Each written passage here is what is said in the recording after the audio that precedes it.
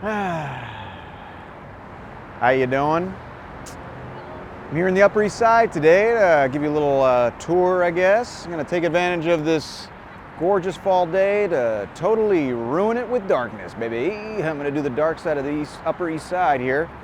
Tell you some crazy little stories of the neighborhood. Eric, how are you doing? Doing good. Yeah? You enjoying this weather? So far. Not so bad, right? Well, we're gonna do a little walk today, talk about some stuff. Before we start, guys, check out the Patreon. It's huge help. That's how I fund these things. We keep the lights on. There's some extras on there. You know, get in there, baby. Come on. That's how we're going to grow it. Also, too, like and subscribe at the very least. If you see more than one of these, you know the deal, baby. Just get in there and do it. Other than that, I say we get going, huh? I say we just start. Well, oh, this is the Queensboro Bridge. Queensboro Bridge. That's right. That's the little Roosevelt Island tram. It takes you over to Roosevelt Island, which I covered in a video. You want to learn more about that, Eric? Why don't you watch the video, huh? There it is. You got it. All right. Well, we got to get started, so let's do this, Eric. What do you think? Let's go.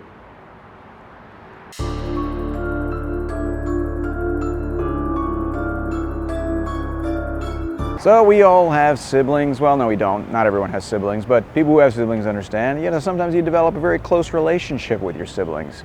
Well, none are going to be as close as the two siblings that lived at this building here. I'm here at 450 East 63rd to tell you the story of the twins who did everything together, including dying. There we are, waiting for it. Anyways, apartment 10H here at 450 East 63rd on July 17th, 1975, the bodies of Cyril and Stuart Marcus were found here, dead. Now it sounds, also too, the apartment was strewn with tons of garbage. It looked like no one had cleaned in a long time. So far, nothing strange, you know, dead people in a dirty apartment in New York City, you know, it's just another day. But these two were two of the top OBGYN doctors in the country. So these two guys were like the authorities on OBGYN. They literally wrote the textbook. They edited one of the most popular textbooks on OBGYN. I'm sure it was called, like, you know, Mansplaining the Female Body. They were identical twins who did everything together. They went to medical school together. They went to college together. They partied together. They went on vacation to the Hamptons together at the same house. They did everything together. In fact, Cyril had gotten married, but the marriage was short-lived because he was apart from his brother, ended up getting a divorce. Problem was, they started to act a little weird. They started getting into weird stuff, as if, you know, doing everything together all the time wasn't weird enough. They started to do barbiturates, you know, a little drugging and all that stuff. You know, I gotta talk the lingo, Eric. You want to connect with the youth. They were drugging themselves. I don't know. Anyways, they started to do drugs and stuff a lot. And you know, and like they would show up to work and they would operate and do kinds of things on drugs. They would be high on all these barbiturates and they would do, you know, doctor stuff and operate, which is pretty, you know, pretty crazy. I'd take some cough medicine. I have a hard time deciding what to watch on Netflix, you know. Okay. Anyways, so they were under investigation for malpractice and for operating and being doctors, I guess, while under the influence of drugs. And then they kind of just disappeared a little bit. And it was the handyman who broke into the apartment 10H here with the police and found Stuart on the ground, face up, naked, dead, and Cyril in the bed with just his underwear on, face down, dead. Stuart had actually been dead before. He had died a couple days before. So the theory is that Stuart had died before Cyril. He had died of either overdose or withdrawal, and then Cyril died a couple days later, basically from the same thing, and they were struggling. Cyril actually weighed like 100 pounds at the time. He was 5'11", 100 pounds, 5'11", not a good ratio there. That's like, you know, Machinist skinny. I don't know if you've ever seen that movie. You ever seen that movie, Eric? Yes. What'd you think of that movie? It's pretty good? Very skinny. He was skinny. I guess that's the review. Very skinny. That's the review of the movie. He got really skinny for it, but that's how skinny he was. He's not looking too good. But they were found here and dead. And it was a crazy story because they did do everything together. They got into drugs. They acted very strange. So much so that a woman wrote a book, and that inspired a man named David Cronenberg, very famous director. He made the movie Dead Ringers. inspired by the story, starring Jeremy Irons. You guys know Uncle Scar? Jeremy Irons? But yeah, pretty crazy. You've seen that movie, right, Eric? Yeah, it's like The Fly with gynecology. Pretty much. David Cronenberg did The Fly as well. But yeah, The Fly with Gynecology, that's also a good review. And so you have two movies here. You have Machinist. The review is he was very skinny, and Dead Ringers, The Fly with Gynecology. Good double feature. The good double feature for you guys tonight when you guys sit down with your your Totino's pizza or something. I don't know what you guys eat for dinner. All right. Anyways, what do you think, Eric? That's pretty cool. Drugs are starting to wear off. We better get out of here. Yeah, the drugs are starting to kick in for me. I'll tell you that. All right, what do you think, Eric? Should we keep moving? Yeah, Let's go.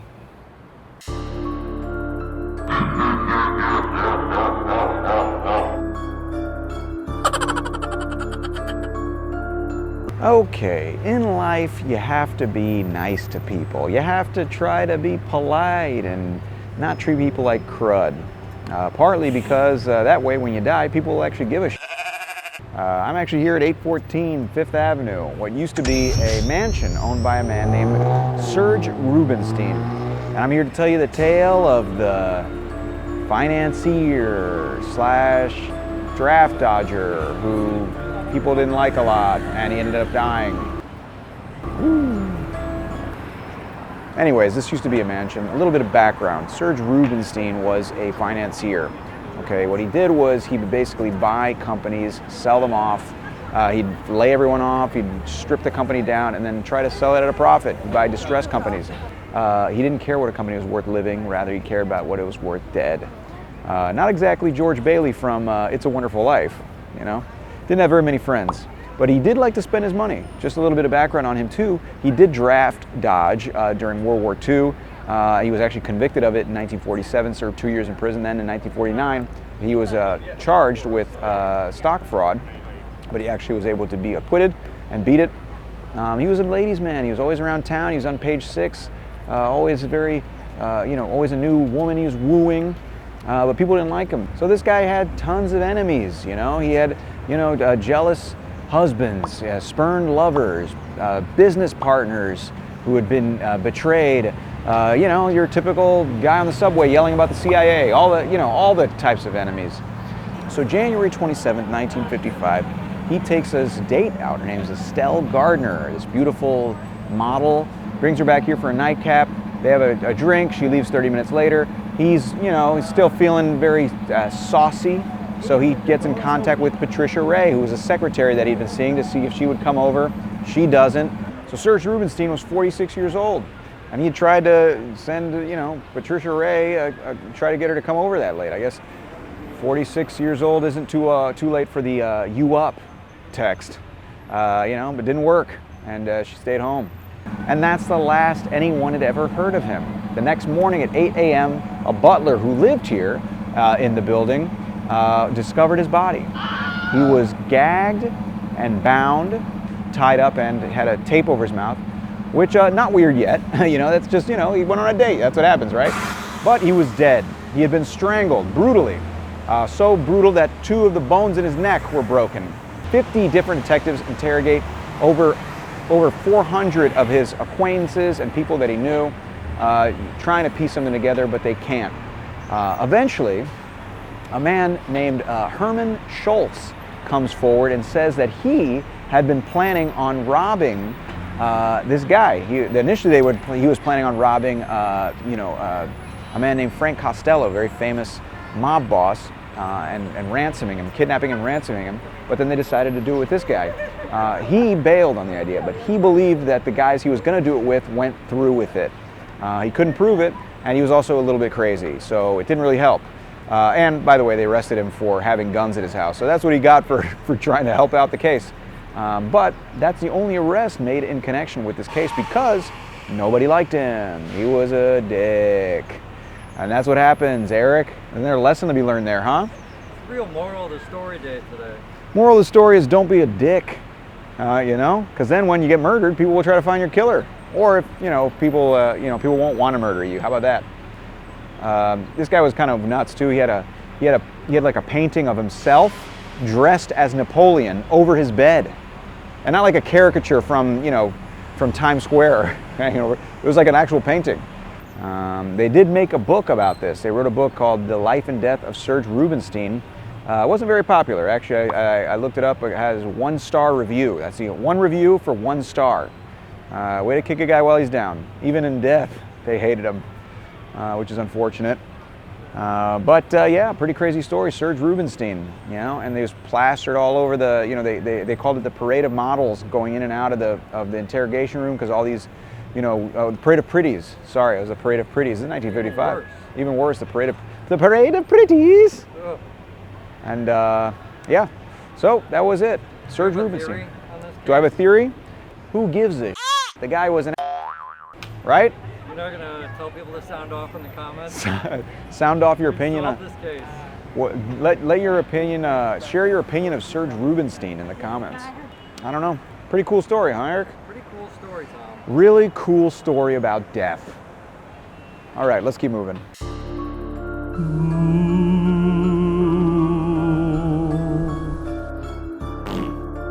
You know, you can never really plan for things that'll happen to you just randomly here in New York City. You know, you have one plan, or you're just kind of in your head about something, and life kind of takes a drastic turn. I'm here actually on 3rd Avenue between 63rd and 64th to tell you one such story of some bad luck. This is the story of the Crane Lady. The date is May 30th, 1985, and there's a woman named Bridget Gurney. She was going to the dentist's office, you know, and walking home from the dentist. But let me give you some backstory. So Bridget Gurney had some bad luck in her past. She had gotten lung cancer in 1980. She had a toddler die very young. Her husband died as she was a widow. Her husband died of colon cancer. She had fallen from a ski lift in Switzerland. Some stuff just didn't go right for her. And you know, she was actually that day on her way back from the dentist, and as if her day couldn't get any worse, a crane that was building this building here, which is called the Royale today, it's an apartment building, fell down and basically crushed her legs. It pinned her down. This is a 35-ton crane. This ain't no Tonka truck. This thing just landed on her and basically pinned her there for 6 hours. And it also severed her legs. So if they had just pulled her away, she would have bled to death. It was a total mess. So hundreds of emergency responders here came and kept her company. One guy held her hand the entire time, and she later said that's what actually saved her life. Thousands of people came to watch. Mayor Ed Koch came to just, you know, I guess get some of the spotlight, you know.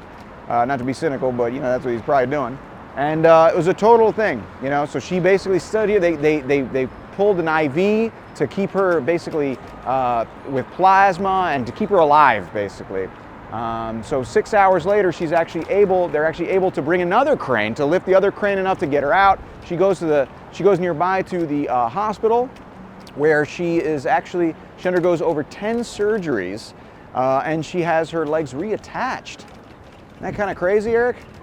Very crazy. She had her legs. I'm still back at they lifted the crane with another crane. Yeah, they had to bring another crane. There was a big old hole here. It's nuts.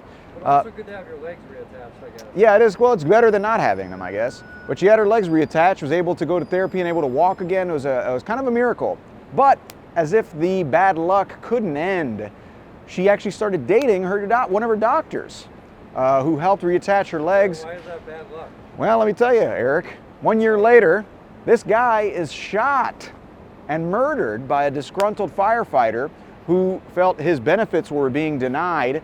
His medical benefits were being denied by this doctor who was on the board of, deciding different benefits and workman's comp type stuff. So he was murdered.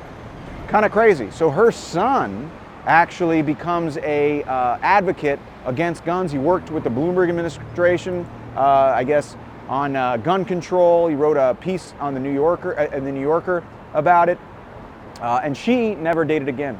She actually won $10 million from Tishman Speyer, who was building this thing, which for a company like Tishman Speyer, you know, they find that in their couch cushions, so, you know, whatever. Also, they were going to bring charges against the crane operator because the crane operator was unlicensed. Whoops. They were going to bring charges, but she actually preached compassion. What a story. She actually said, you know what, I forgive the guy, it wasn't his fault. So he was actually he was spared from any jail time. You know, she actually said that she looked at it, she was very optimistic, you know, I guess having had bad luck in her life, she had a different outlook on life. She said, you know, only in New York could you be walking from the dentist and have a 35-ton crane pin you to the ground, but also only in New York could you have hundreds of people come out to help save your life, and some of the best doctors in the world basically perform miraculous surgery. Kind of crazy. She always preached a motto of counting your blessings. Pretty nuts. Kind of makes you feel like a big piece of for feeling bad every day, you know? If you ever walk out of the house and you're like, man, my freaking, you know, I'm late, I'm 5 minutes late, this coffee's cold, and you're like, you know, there's a person who had a crane fall on them and, you know, still is able to find the silver lining. What do you think, Eric? Is Bridget Gurney inspiring you to be more optimistic? Count your blessings, count your doctors. Count your doctors, that's right. Count your doctors. But yeah, this is the story of Bridget Gurney here on 3rd Avenue between 64th and 63rd. Pretty wild, the crane lady. This was covered in the news, is all over the different newspapers. People were following it very closely. But yeah, Bridget Gurney, rest in peace. What do you think, Eric? Should we go to the next one? Yeah, that's good. Let's go.